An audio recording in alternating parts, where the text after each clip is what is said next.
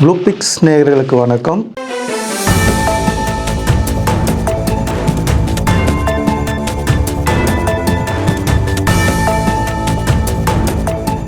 வணக்கம். அந்த யார் அந்த சார், அதை அந்த டாபிக் ரொம்ப சென்சிட்டிவாக போயிட்டுருக்கு. அதை நீங்கள் ஆஸ் அ பப்ளிக்காக ஃபாலோ பண்ணுறீங்களா? அந்த விஷயத்தை நீங்கள் எப்படி பார்க்குறீங்க? வணக்கம் சார். இப்போது ரீசெண்டாக இந்த யார் அந்த சார்னு ஃபுல்லாக கேட்டுகிட்டே இருக்காங்க. இது என்னென்னா, ஒரு பிரச்சனை நடந்தது, அந்த யூனிவர்சிட்டியில் நடந்தது. ஸோ அந்த பாதிக்கப்பட்ட பெண்ணோட நிலையிலேருந்து யாருமே பார்க்காம அதை ஒரு அரசியல் பண்ணுறதுக்காகவே திருப்பி அந்த யார் அந்த சார்னு கேட்டுகிட்டே இருக்காங்க. ஸோ இது என்னென்னா, இதை கொஞ்சம் இப்போ அந்த குற்றவாளி கைது செய்யப்பட்டார், தண்டிக்கப்பட்டுட்டார் அவர். ஸோ அதுக்கப்புறம் நம்ம அடுத்த கட்ட வேலையை பார்த்துட்டு தான் நம்ம போனோம். இதுதான் நார்மலாக இது பண்ணுறது. ஸோ இதுக்கப்புறம் எவ்வளோ இஷ்யூஸ் இருக்குது. இப்போ பொங்கல் தொகுப்பு, பொங்கல் பரிசு திட்டம், அதுக்கப்புறம் டங்ஸ்டன் சுரங்க இது பர்மிஷன் இது, அதுக்கு நேற்று மதுரையில் பெரிய பேரணி நடத்தினாங்க. பேரணி நடத்தினவங்க மேலே 5000 பேர்கிட்ட இது பண்ணியிருக்காங்க, அவங்க மேலே கேஸ் போட்டிருக்காங்க. ஸோ இதை பற்றிலாம் நீங்கள் பேசாமல் சும்மாவே திருப்பி அந்த யார் அந்த சார்னு கேட்டுகிட்டே இருக்கீங்க. இது உங்களுக்கு உங்களுக்கு மக்கள் எதிர்கட்சிகள்னு சொல்லிட்டு ஒரு அங்கீகாரம் கொடுத்துருக்காங்க. ஸோ அந்த அங்கீகாரத்தை நீங்கள் ஏன் கரெக்டாக நீங்கள் யூஸ் பண்ண மாட்டீங்க? நீங்கள் அதை ஒரு சின்ன விளையாட்டு பிள்ளைங்க மாதிரி பொம்மை காடிச்சிக்கிற மாதிரி அது சார் யாருன்னு சொல்லிட்டு அதை பற்றியே நீங்கள் கேட்டுட்ருக்கீங்க. உங்களுக்கு நிறைய ரெஸ்பான்சிபிலிட்டி இருக்குது சார். நீங்கள் ஒரு கவர்மெண்ட் இப்போது டிஎம்கே கவர்மெண்ட் நடந்துகிட்ருக்கு. ஸோ அவங்க நல்லது பண்ணுறாங்களா கெட்டது பண்ணுறாங்களான்றதை நீங்கள் சொல்லிட்டே போகணும். நீங்கள் அப்போ மக்களுக்கு என்ன தோணுன்னா, ஸோ இப்போது அவங்க மேலே ஒரே ஒரு இஷ்யூஸ் மட்டும்தான் இருக்குது, வேறு எந்த இஷ்யூஸுமே இல்லைன்றது மக்கள் முடிவு பண்ணுவாங்க. நீங்கள் பண்ணுற அந்த ஒரே ஒரு பிரச்சனையை பிடிச்சி வச்சுட்டு இருக்கிறதுனால மக்களுக்கு வேறு பிரச்சனைகள் தெரியாமையே போயிடுது. நீங்கள் என்னென்ன பிரச்சனைகள்ங்கிறது கண்டினியூஸாக நீங்கள் பேசணும் சார். நீங்கள் அதை விட்டுட்டு அந்த ஒரே ஒரு அந்த யார் அந்த சார்னு பேட்ச் மாட்டிக்கிறது, மாஸ்க்கு மாட்டிக்கிறது, இதை இன்னும் எத்தனை நாள் நீங்கள் கொண்டு போவீங்கன்னு தெரியல. இப்போ சட்டசபை கூடுது, உங்களுக்கு அது நல்ல ஒரு அரிய வாய்ப்பு. அதனால இருந்துக்குன்னு நீங்கள் உள்ளே இருந்து பேசணும். நீங்கள் பப்ளிக்காக வேறு என்ன விஷயங்கள் பேசணும்னு நினைக்கிறீங்க சார்? இப்போது ஒன்றும் இல்லை, இப்போது அங்கே சட்டசபை நடந்துகிட்ருக்கு, ஒரு கேள்வி நேரம் கொடுக்குறாங்க. ஓகே, உங்களுடைய இதுக்காக, உங்களுடைய ஆதங்கத்துக்காக நீங்கள் கேட்குறீங்க, அந்த யார் அந்த சார்னு கேட்குறீங்க. அதுக்கு அவங்க ஒரு பதில் சொல்கிறாங்க. சரி, ஓகே, நடவடிக்கை எடுங்க, இது இல்லைன்னா நாங்கள் திருப்பி நாங்கள் போராட்டம் பண்ணுவோம், நாங்கள் இது மக்கள்கிட்ட எடுத்துகிட்டு போவோம்னு சொல்லிட்டு அடுத்த கட்டமாக மற்ற வேலைகளை, மற்ற பிரச்சனைகளை பற்றி பேசணும். இப்போ சென்னையில் ஃபுல்லாக மெட்ரோ வேலை நடந்துகிட்ருக்குது, ரொம்ப நேரம்லாம் நடந்துகிட்ருக்குது. கொஞ்சம் அது பணம் வரலை. சரி, ஓகே, அதை கேட்டு நம்ம வாங்கி கொடுக்கணும். ஸோ அதுக்காக போராடணும். அதுக்கப்புறம் விலைவாசி உயர்வு, அதை பற்றி நீங்கள் பேசுங்க. பூண்டு எவ்வளோ விற்றுது, அதுக்கப்புறம் இப்போ வெங்காயம் எவ்வளோ விலை விற்குதுன்னு சொல்லிட்டு அன்றாட மக்களுடைய பிரச்சனைகளை கொஞ்சம் பார்த்து நல்லா கொஞ்சம் பேசணும் சார். அதை விட்டுட்டு இப்போ இது என்னன்னா, உங்களை ரொம்ப பலகீனமாக பார்த்துருவாங்க, எதிர்கட்சியை ரொம்ப பலகீனமாக பார்த்துருவாங்க. இவங்களுக்கு வேறு எந்த இஷ்யூஸுமே கிடையாது அப்படின்னு சொல்லிட்டு.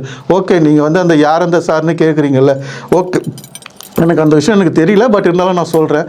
உங்களுக்கு அந்த சார் நீங்கள் ஒரு திமுகவுடைய ஒரு யாரோ ஒருத்தர் இருக்கிறாங்கன்னு கூட நீங்கள் உங்களுடைய அபிமானமாக இருக்கலாம்.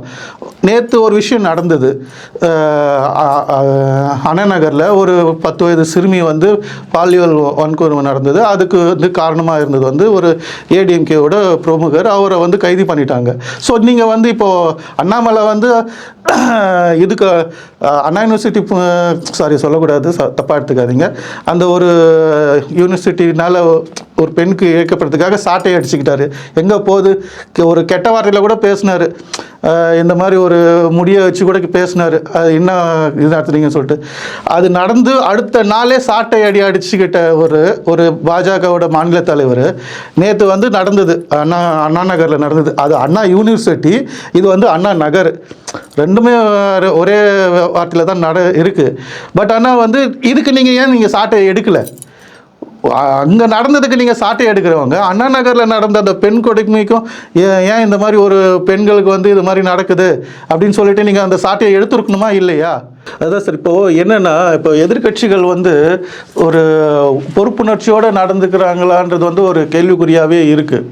என்னென்னா, மக்களுடைய அன்றாட பிரச்சனைகள், இப்போ வந்து ஒரு விலைவாசியோ ஆகட்டும் இருக்கட்டுமே, இப்போது அன்றாட இப்போது கோயம்பேட்டில் பார்த்தீங்க வச்சுக்கோங்களேன், இன்றைக்கி என்ன விலை வைக்குது, முந்தா நேற்று என்ன விழுது, போன வாரம் என்ன விழுது, எப்படி கொஞ்சம் கொஞ்சமாக விலைவாசி உயருது, விழா காலங்களில் வந்து விலைவாசியை எப்படி அதிகமாக படுத்தி விற்கிறாங்க. ஸோ அதெல்லாம் வந்து பேச மாட்டுறாங்க. இவங்களுக்கு தெரிஞ்சது எல்லாமே யாருனா எதனா ஒரு இஷ்யூ பண்ணிட்டாங்கன்னா யாருனா எதனா ஒரு இஷ்யூ பண்ணணும், அதை பிடிச்சிக்கினே வந்து ஒரு 10 நாள் ஒரு மாதம் 2 மாதம் அதை பின்னாடியே போயிட்டு இருக்கணும் சார். நிறைய விஷயங்கள் இருக்குது சார். இப்போ ஒன்றும் இல்லை, ரீசெண்டாக ஒரு ஆர்டிக்கலில் வந்தது, கூவம் ஆற்றில் வந்து அந்த நச்சுத்தன்மை வந்து அந்த தண்ணியோட நச்சுத்தன்மை வந்து 10 மடங்கு அதிகமாக இருக்குது. ஸோ அதனால் வந்து இந்த குப்பைகள் கொட்டுறது, ரசாயன கழிவுகள்லாம் வந்து கலக்கிறதுலாம் வந்து ரொம்ப இதுவாக இருக்குது. ஸோ அதை பற்றி பேசுங்க. அதுக்கப்புறம் வந்து இந்த இப்போ மாடுகள்லாம் வந்து ரோட்லலாம் தெரியுதுன்னு சொல்லிட்டு இருந்தாங்க. ஸோ அதை பற்றி ஒரு தீர்மானம் போட்டாங்க. ஸோ இன்னும் வந்து அது வந்து ஃபுல் அண்ட் ஃபுல்லு ஃப்ளெஜ் பண்ணல. இப்போவும் மாடுகள்லாம் வந்து ரோட்டில் சுற்றிட்டு தான் இருக்குது. அதனால் நிறைய ஆக்சிடென்ட்ஸ்லாம் நடந்துட்டு தான் இருக்குது. ஸோ அதை பற்றி பேசுங்க. மக்களுக்கு என்ன தேவையோ அதை பற்றி பேசுங்க சார். ஒரு ஒரு ஒரு ஒன்றும் இல்லை சார், ஒரு ப்ராப்ளத்தை நீங்கள் சொல்கிறீங்கன்னா ஸ்ட்ராங்காக சொல்லுங்கள். சொல்லிவிட்டு அதுக்கப்புறம் அதை வந்து நீங்கள் ஃபாலோ பண்ணாலே போதும்.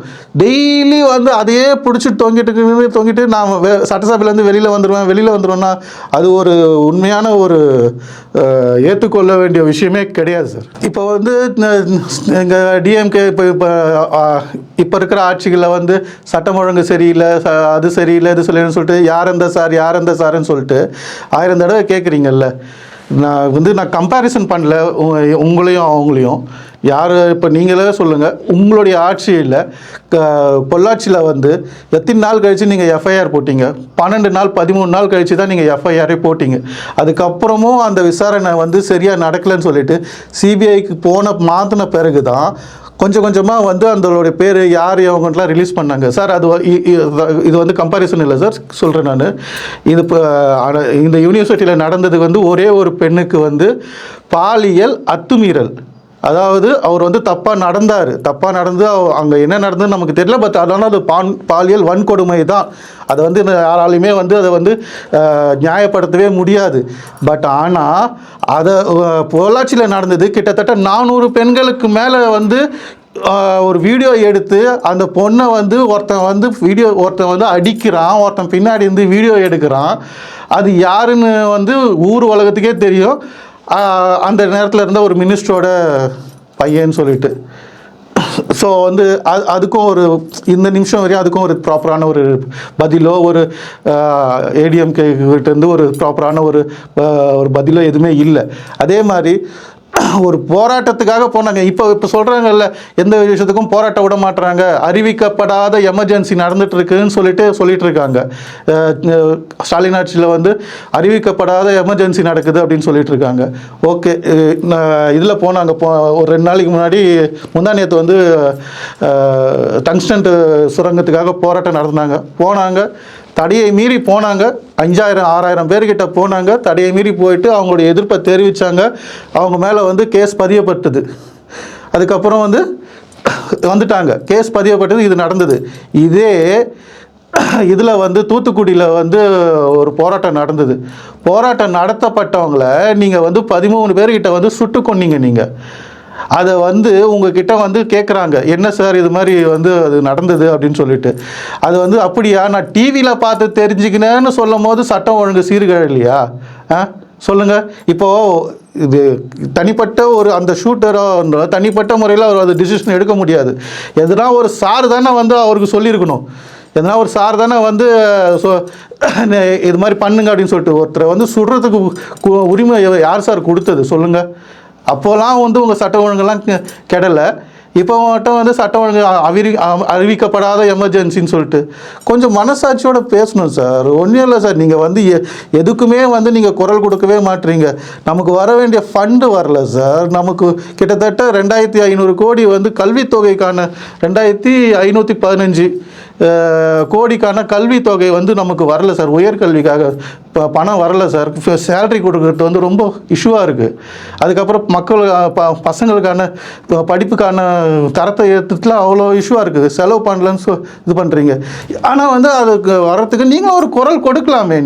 நீங்கள் வந்து பிஜேபி கூட வந்து ஒரு இது கிடையாது, எந்த ஒட்டும் கிடையாது, ஒருவம் கிடையாதுன்னு சொல்லிட்டு அவங்களுக்காக நீங்கள் ஒரு எதிர்ப்புக்கு வேணாம் சார், ஒரு ரெக்வஸ்ட் கொடுக்கலாமே சார், கொஞ்சம் இது பண்ணுங்க. நீங்களும் இங்கே தானே இருக்கீங்க, தமிழ்நாட்டில் தானே இருக்கீங்க. நீங்கள் தமிழ்நாட்டில் இருந்துக்குன்னு உங்கள் மக்கள், உங்களுக்காக ஓட்டு போட்ட மக்களுக்காக நீங்கள் கேட்கறதுல நீங்கள் என்ன குறைஞ்சி போயிடுங்க? சாரி. ஸோ அதுக்காக நீங்கள் போராடுங்க, அன்றாட மக்களுடைய பிரச்சனைக்காக போராடுங்க. சிறுபிள்ளைத்தனமாக வந்து எனக்கு இருக்கிறதுலையே வந்து ரொம்ப மனசு கஷ்டமாக இருக்கிறது என்னென்னா, நமக்கு கொடுத்த வாய்ப்பை வந்து பயன்படுத்திக்காமல் எல்லாத்துக்கும் வெளிநடப்புனா அது எந்த ஒரு ஆரோக்கியமான ஒரு அரசியலாக இருக்கும்னு எனக்கு தெரியல. நின்று பேசணும், அங்கே நின்று சட்டசபையில் நின்று பேசுங்க சார். இன்னொரு ஒரு விஷயம் நான் உங்களுக்கு சொல்ல விரும்புகிறது என்னென்னா, நீங்கள் வந்து எல்லா விஷயத்துக்குமே வந்து சட்டம் ஒழுங்கு சரியில்லை, போலீஸ்காரங்க வந்து அது மாதிரி பண்ணுறாங்க, இது மாதிரி பண்ணுறாங்கன்னு சொல்லிட்டு நீங்கள் பேசிகிட்டு இருக்கீங்க. பட் ஆனால் சின்ன ஒரு சஜஷனாக என்னோட சின்ன ஒரு இது, நான் என்னோடய ஒர்க் வந்து கொஞ்சம் லேட் நைட்டு வீட்டுக்கு வர மாதிரி இருக்கும். நான் எல்லா வேலையை முடிச்சுட்டு வரத்துக்கு வந்து ஒரு 12-1 மணிக்கிட்ட ஆகும். ஸோ சென்னையில் வந்து அந்த எல்லா இடத்துலையுமே வந்து செக் பண்ணுறதா இருந்தாலும் சரி, வேறு ஊரில் இருக்கிற இடத்துல இருந்தாலும் சரி, போலீஸ் வந்து அவ்வளோ இதுவாக ரொம்ப வார்த்தைகள் சரியில்லை, ஆனால் சூப்பராக வந்து எல்லா இடத்துலையுமே செக் பண்ணிட்டு தான் இருக்காங்க. அவ்வளோ இதுவாக பார்க்குறாங்க, டாக்குமெண்ட் செக் பண்ணுறாங்க. இதுவரையும் என்னை வந்து மரியாதை குறைவாக பேசுனது கிடையாது.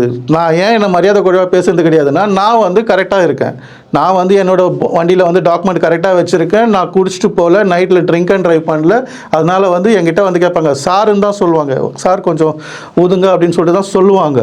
ஸோ அந்த அளவுக்கு வந்து அவங்க கரெக்டாக தான் பண்ணிகிட்ருக்காங்க. எல்லாத்துலேயுமே தப்பு பண்ணிட்டு போகிறவங்க கிட்ட வந்துட்டு தான் அவங்க வேறு மாதிரி நடந்துக்கிறாங்களே தவிர, கரெக்டாக வரவங்க கிட்ட வந்து மரியாதை கொடுத்து தான் பேசுகிறாங்க. நான் வந்து கிட்டத்தட்ட 20 வருஷமாக நான் பார்த்துட்ருக்கேன். 2002லேருந்து எனக்கு அந்த ஒர்க் எனக்கு இருக்குது. ஆல் ஓவர் தமிழ்நாட்டில் கூட நான் போய் போகும்போது வரும்போதெல்லாம் பார்த்துருக்கோம்.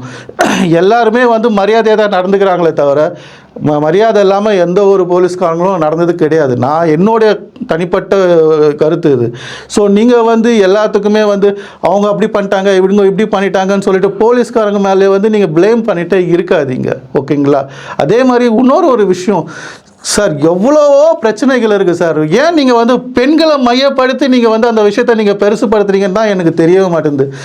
ஒரு பெண்கள் வந்து ஒரு பெண்ணுக்கு ஒரு பிரச்சனை நடந்தது, ஒரு பாலியல் சீண்டல் நடந்தது. அவங்க வந்து கம்ப்ளைண்ட் கொடுத்துருக்காங்க. அவனுக்கு வந்து அரெஸ்ட் பண்ணாங்க.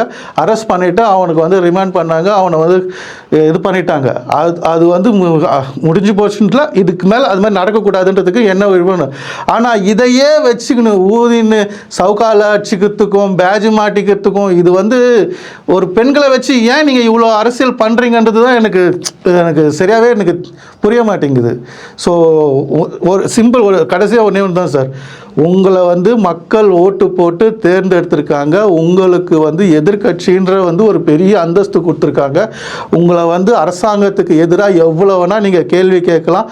அதுக்கு வந்து ஃபுல் பர்மிஷன் கொடுத்துருக்காங்க. அதை வந்து நீங்கள் வந்து மக்களுக்காக பயன்படுத்துங்க. உங்கள் கட்சியோட வளர்ச்சிக்கோ உங்களை கட்சியோட இயலாமை தன்மைக்கோ நீங்கள் வந்து அதை யூஸ் பண்ணிக்காதீங்க. அவ்வளோதான். நன்றி சார். வணக்கம்.